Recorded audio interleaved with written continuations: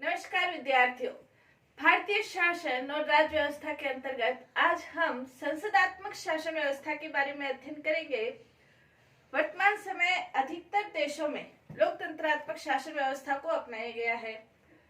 अगर भास्कर की न्यूज देखी जाए तो दुनिया के अंतर्गत 56 देशों में 56 देशों के अंतर्गत लोकतंत्रात्मक शासन व्यवस्था है। लोकतंत्र के अनेक रूप हो सकते हैं। लोकतंत्र वैसे जनता के लिए जनता द्वारा शासन है, शासन व्यवस्था के प्रकार के रूप में। लेकिन लोकतंत्र के स्वयं के अंतर्गत भी अनेक प्रकार के रूप देखने को मिलते हैं।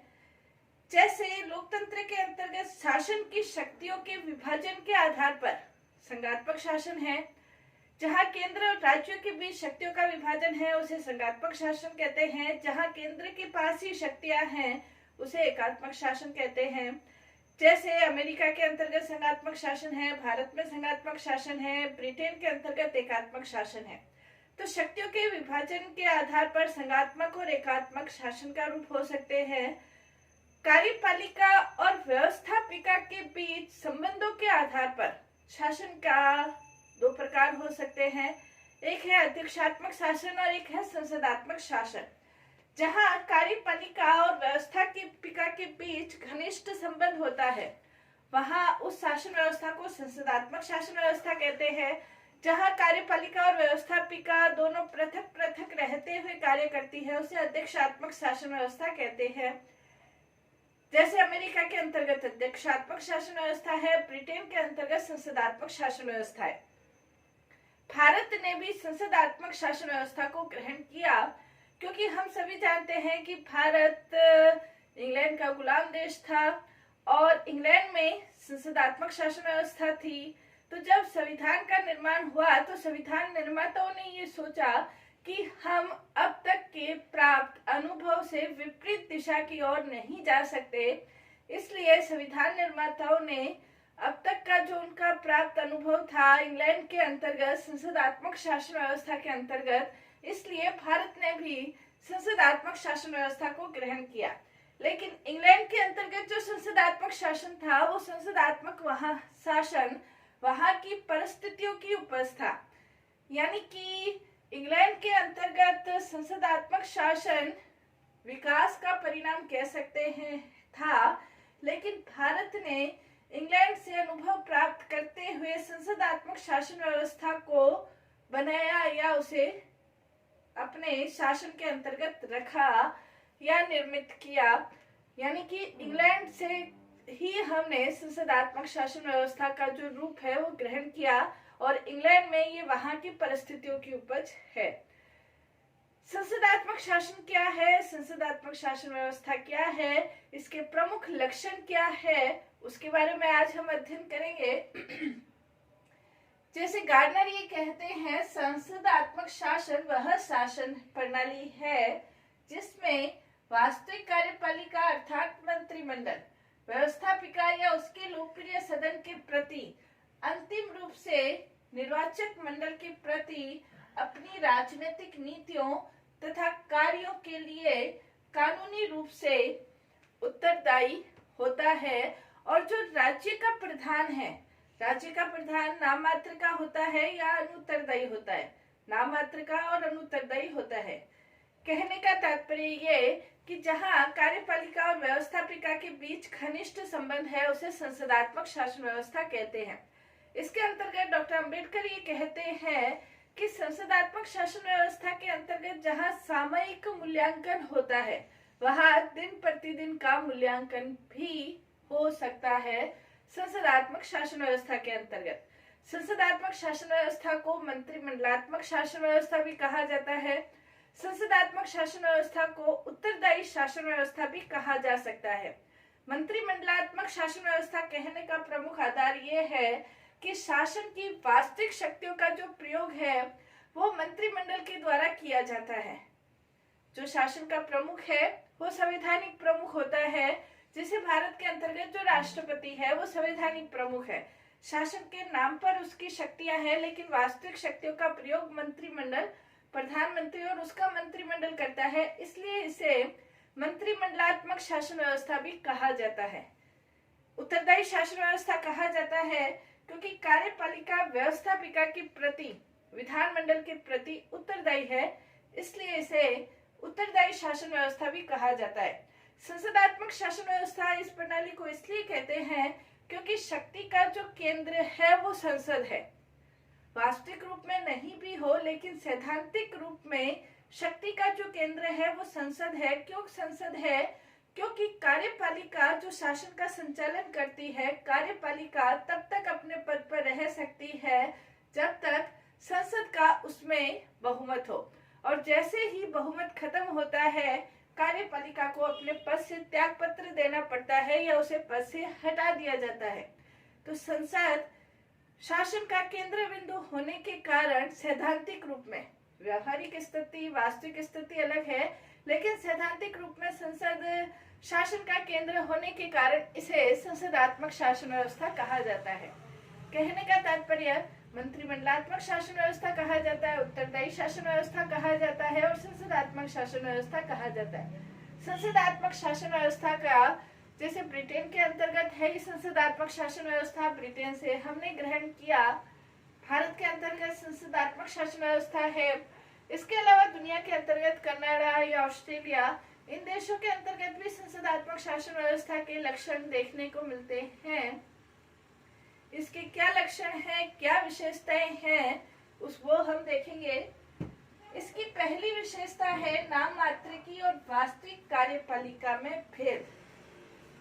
संसदात्मक शासन व्यवस्था में कार्यपालिका का दोहरा रूप होता है। एक है नाम मात्र की कार्यपालिका और एक है वास्तविक कार्यपालिका। नाम मात्र की कार्यपालिका का तात्पर्य ये है कि शासन की जो शक्तियां हैं वो नाम मात्र की कार्यपालिका के पास है, यानी कि उसके नाम कर दी गई है।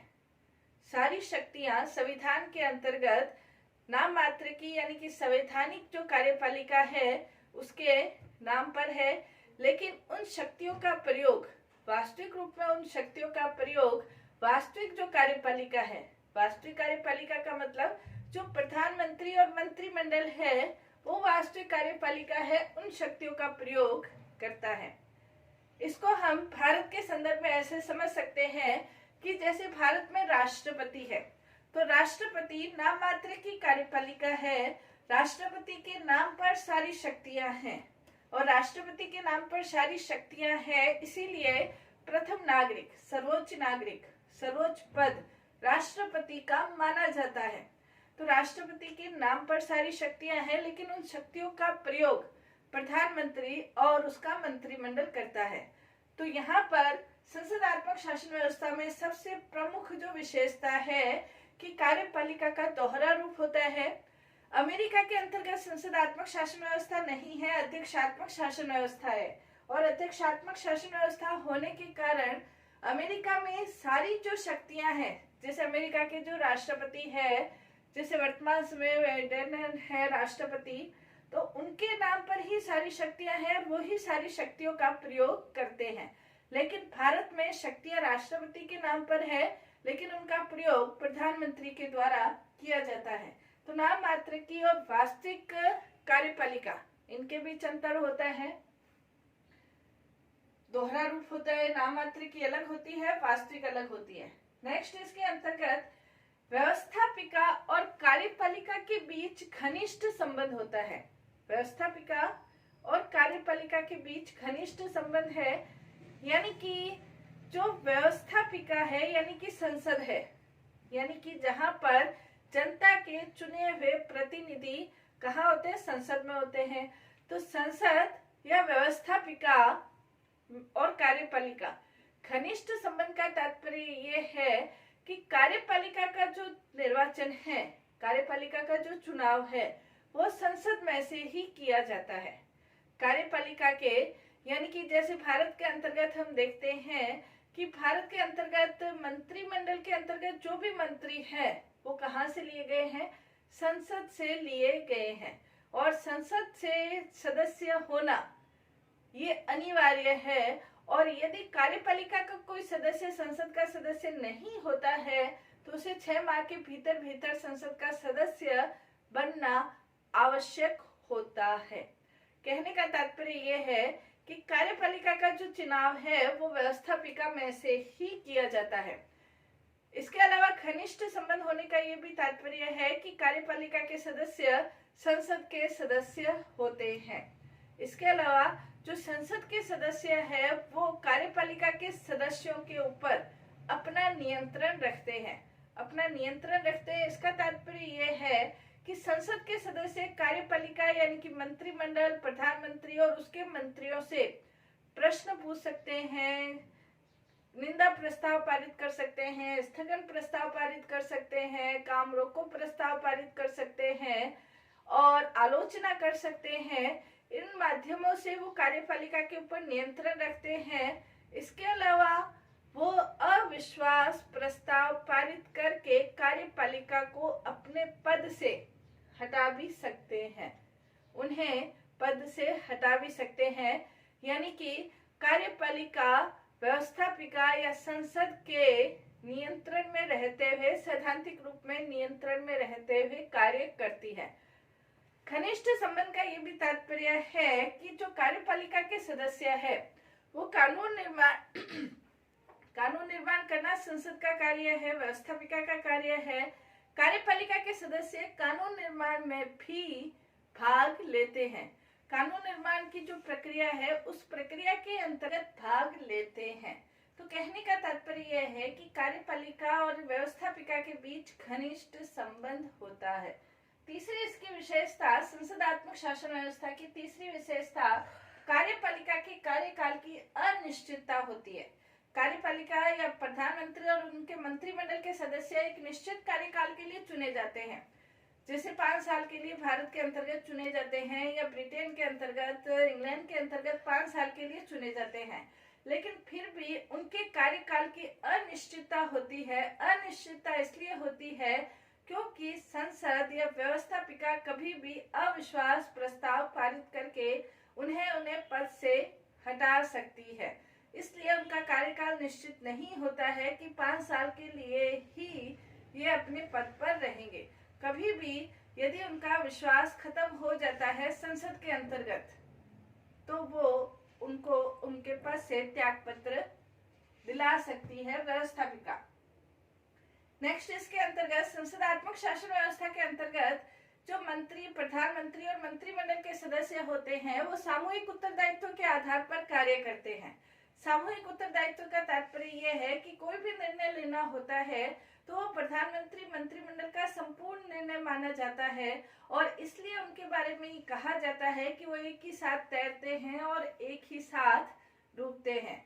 उनका जो भी मंतव्य होता है, जो भी निर्णय लिया जाता है, भले मंत्रियों का व्यक्तिगत रूप से कोई भी निर्णय हो, उनकी कोई भी सलाह हो, लेकिन संवैधानिक प्रमुख के सम्मुख, विधानमंडल के सम्मुख, जनता के सम्मुख वो सामूहिक उत्तरदायित्व के आधार पर ही कार्य करते हैं।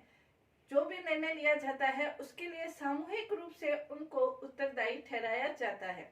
इसलिए संसदात्मक शासन व्यवस्था की यह भी विशेषता है कि वो सामूहिक उत्तरदायित्व के आधार पर कार्य करते हैं। नेक्स्ट, इसके अंतर्गत व्यक्तिगत उत्तरदायित्व। सामूहिक उत्तरदायित्व के साथ मंत्रिमंडल के जो सदस्य है, प्रत्येक मंत्री के पास अपना एक विभाग होता है।